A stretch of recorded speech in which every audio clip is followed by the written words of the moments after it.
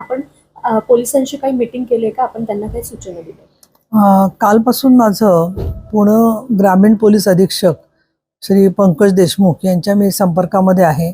या घटनेच्या बद्दलचे मी त्यांना निवेदन पण कालच पाठवलेलं आहे. आणि आज इथे जे स्वतः आयो आहेत आणि DYSP आहेत श्री मायने आणि बाकीच्या त्यांच्या अधिकाऱ्यांशी माझी तपशीलवार चर्चा झालेली आहे. लवकरात लवकर चार्जशीट दाखल व्हावं, त्याचबरोबर मनोधैर्य योजनेमधून संबंधित मुलीला मदत मिळावी. इतकंच नव्हे तर तिला एक पालकांचं समुपदेशनाची आवश्यकता आहे. त्या संबंधित कॉन्स्टेबलचं निलंबन तर झालेलंच आहे, पण मुळामध्ये त्याची काही ना काही असा इतिहास असेल की ज्याच्यामध्ये तो ड्युटीवर असताना अजिबात कचरला नाही आणि तर दारू प्यायला तो आणि दारू प्यायली तर ते सुद्धा माझ्या उघडकीस आलं की ते दारू कुठून त्याला मिळाली होती, तर ते पर्यटकांकडूनच त्यांनी दारू ती त्याला प्राप्त झाली होती. मला थोडंसं असं वाटतं की पर्यटकांनी इतकं उदार होऊ नये की दारू ड्युटीवरच्या पोलिसाला देणं, त्यांनी ती घेणं चुकीचंच आहे.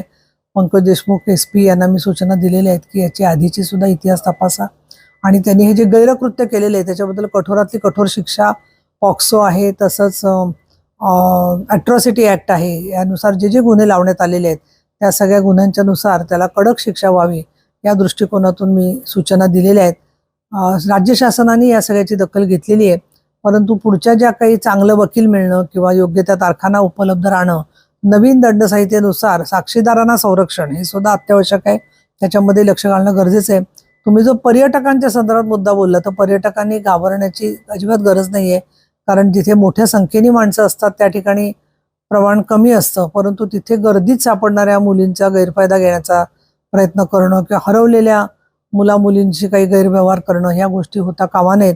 त्या दृष्टिकोनातून पोलिसांचा 112 नंबर हा सगळीकडे तत्पर आहे, परंतु पर्यटकांनी सुद्धा आनंद उपभोगत असताना धोकादायक पद्धतीने सेल्फी काढणं किंवा कुठे ना कुठे अति द्रव्य पान करून वेगवेगळ्या प्रकारचे धोके स्वतःसाठी पत्करणं या गोष्टी मात्र त्यांनी जरूर टाळाव्यात. आणि महिलांचा सन्मान आणि महिलांची सुरक्षा जर का ठेवली त्यांनी तरच मला असं वाटतं की पर्यटनाचा आनंद हा द्विगुणित होईल, याचं भान त्यांनी ठेवलं पाहिजे.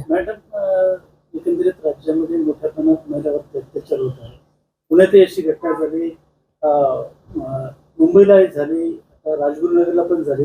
मुलींवरती मोठ्या प्रमाणात अत्याचार होते, त्याच्यासाठी आपण काय करतो? माझं असं सरकारला सांगणं आहे की एक तर मी काल बोललेली आहे की त्याच्यात त्यांना लागणारं मनुष्यबळ न्यायसंस्थेला जे काही अजून लागेल ते उपलब्ध करून द्यावं. त्यांना लिपिक किंवा संगणक आणि संपूर्णपणे न्याय प्रक्रिया पूर्ण करण्यासाठी ज्या ज्या साधन सामग्री लागतात त्या आजही सरकार देते, परंतु वेळ पडल्यास ज्या ठिकाणी अधिक प्रलंबित खटले आहेत अशा वेळेला 2 शिफ्टमध्ये 2 पाळ्यांच्या मध्ये मनुष्यबळ जर का दुप्पट प्रमाणामध्ये वाढवण्यात आलं आणि त्याची सगळं व्यवस्थापन करताना पूर्ण न्यायसंस्थेला सहकार्य मिळालं तर त्याच्यात आपल्याला एक सहजगत्या मार्ग मिळेल. आपल्याकडे निष्णात लोक आहेत की जे न्यायसंस्थेच्या मध्ये काम करू शकतात.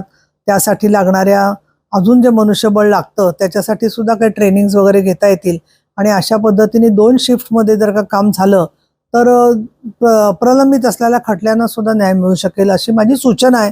याच्याबद्दल सरकारने योग्य तो विचार करावा. ठाकरे गटामध्ये आपण असताना मोठी धार होती तुमच्या त्याला वाक्याला किंवा मोठ्या प्रमाणात काम. देश विदेशातील प्रत्येक घडामोडींचे लाईव्ह अपडेट मिळवण्यासाठी आता साम टीव्हीच्या सर्व सोशल मीडिया प्लॅटफॉर्मला लाईक, फॉलो आणि सबस्क्राईब करा. तसंच सर्व नोटिफिकेशनसाठी बेल आयकॉन प्रेस करायला विसरू नका.